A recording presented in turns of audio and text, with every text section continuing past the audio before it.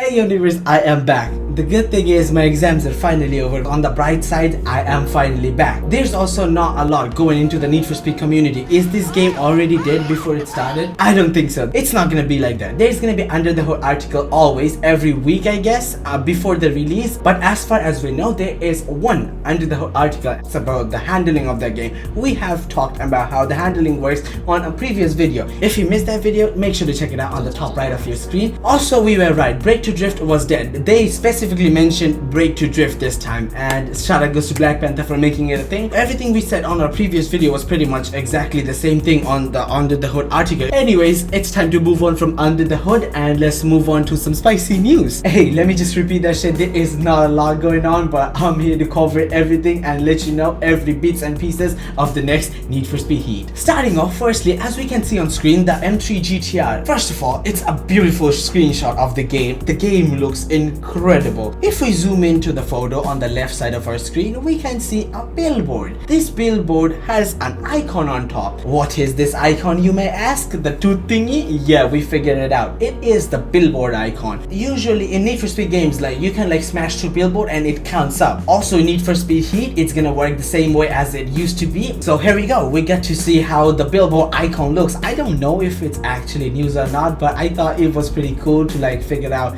little bits and pieces of the game. It just makes the game interesting and it excites me even more to play this game. Also, we got to see a beautiful picture of the Ford GT cruising through Eden Shores, as you can see on screen. I bet all of you have pretty much seen this photo by now, but hey, I missed it, so I'm here to cover it. But I'm not gonna bore you with all this fucking old stuff, so let's move on. Next up on the list is Racer Challenges. You may ask what Racer Challenges is. So as you can see on screen, the Racer Challenges is actually a tab when you customize your car. I think it's gonna be like the daily challenges from Need for Speed 2015. I think it's gonna be returning, and if it does return, it's pretty epic because daily challenges, that gives you like extra RP or extra money. Either way, it's like a bonus for us. I mean, something getting added to the game is not a bad thing. I'm not complaining, you're not complaining. Racer Challenges is a thing, and we got a few more stuff to explore in the game. Also, we got our first look at the cop. That's it. I said right now! In this photo, as you can see on screen, this is the cop. I don't know if it's actually him or not, but anyways, we got to see like in depth of how he looks. I mean, everything's way more detailed this year, and also there's like character customization already into the game, and this cop looks really good, which makes me feel like this is gonna be something very epic. But hey, either way, we got our first look at the cops. Also, Need for Speed posted a photo on their Instagram page, as you can see on screen. This is basically the character that they posted. Basically gives us a look at the in-depth customization of the character. I mean, this is not a lot, but I hope they're gonna be posting a lot more in the near future. But that's that. Also on screen, you'll be seeing me customize the NSX on Need for Speed Heat Studio.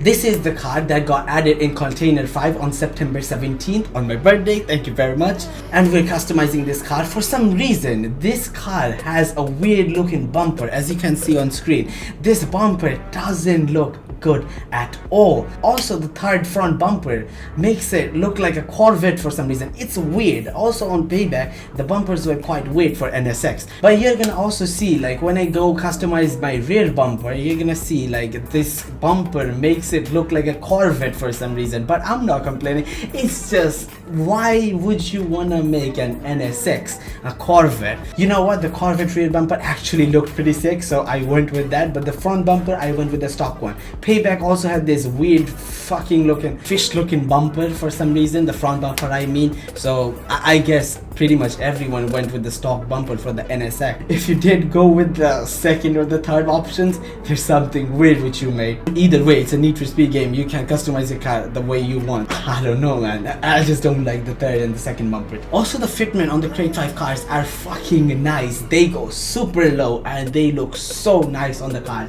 But there are some options which are missing from the cars. Suppose the Civic. The Civic doesn't have a rear bumper. I don't know if it was also missing on payback, but either way, it's missing on the studio app. But hey, this app got an AR mode. The spoiler of the Polestar still didn't get added. I think it's a game exclusive thing, but what's the point of having this studio app if you don't have all the customization options? I think it's gonna be added with the near future updates. The app is always evolving, it gets updates always, and I think Need for Speed is not gonna be disappointing us this time. And also, so Need for Speed making an app before the actual game releases, this is a really good step into the right direction. People can really take some sick shots with the AR mode. Also, I customized the Aventador S, but the Aventador S has a lot of customizations, I get that, but there is another secret car which is the Aventador SVJ that doesn't have any single options because that car is already customized by the looks of it. But at the same time, if you want to customize the Aventador that bad, just buy the normal Aventador. You're gonna be getting way more parts on that stock Aventador than the SVJ, you get me right? Either way, the SVJ looks sick, so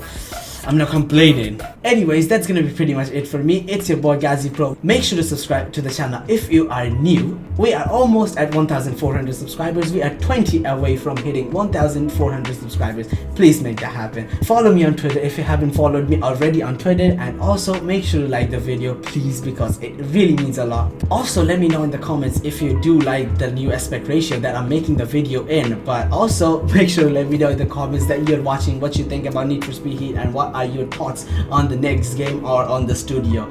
Either way, thank you so much for watching. Peace out, up to a high five if you want to join the Discord server, links in the description, and I'm out.